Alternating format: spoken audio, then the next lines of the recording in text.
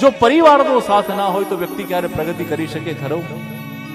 માં કઠણ કાળજુ કરી અને દીકરાને ભણવા માટે ન મોકલે, તમે તમારા ઘરના વ્યક્તિઓને દેશ વિદેશ પરદેશ મોટા શહેરમાં શા માટે મોકલો? ભણે ગણે, બે પૈસે થાય, બે પાંદડે થાય, હોશિયાર થાય, ધન કમાય. પરંતુ જો માં જ કઠણ કાળજુ ના રાખે તો, પિતા જ કઠણ કાળજુ ના રાખે તો, તમારા ઉત્થાન માટે, તમારી પ્રગતિ માટે, વિશ્વ સાથે કદમ મિલાવવા માટે તમારે ઘર છોડવું પણ પડે. તમારે તમારા વિચારોને મેક્સિમમ લોકો સુધી પહોંચાડવા માટે મેક્સિમમ લોકો સાથે કનેક્ટ થવું પડે. અને કૃષ્ણ ભગવાન જો ગોકુળમાં જ રહ્યા હોત તો ગીતાનો ઉપદેશ આપણને મળત. ગીતાનો ઉપદેશ આપણને ક્યારે મળ્યો? જ્યારે ગોકુળ છોડીને મથુરા, મથુરાથી દ્વારકા, દ્વારકાથી હસ્તિનાપુર, આમ ભગવાને પણ પ્રયાણ કર્યું છે.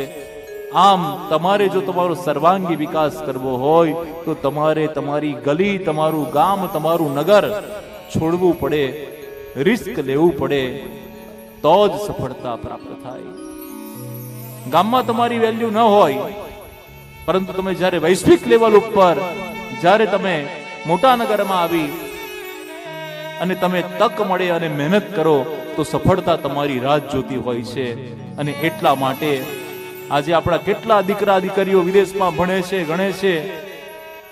નાસા જેવી સંસ્થાની અંદર પણ ભારતીયોનો દબદબો, વિજ્ઞાનના ક્ષેત્રની અંદર પણ ભારતીયોનો દબદબો, એકાઉન્ટન્સની અંદર પણ વિજ્ઞાનીઓમાં આપણા ભારતીયોનો દબદબો, દરેક ક્ષેત્રની અંદર ભારતીય યુવક યુવતીઓએ આજે કાઠું કાઢ્યું છે. નામ પોતાનું, પોતાના દેશનું એમને ગૌરવાન્વિત કર્યું છે.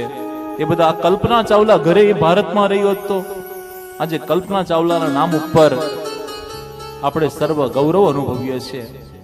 વિદેશની ધરતીમાં જઈ એણે ભારતીય સંસ્કૃતિ, ભારતીય સંસ્કાર અને ભારતીય જ્ઞાનને ઉજાગર કર્યું છે.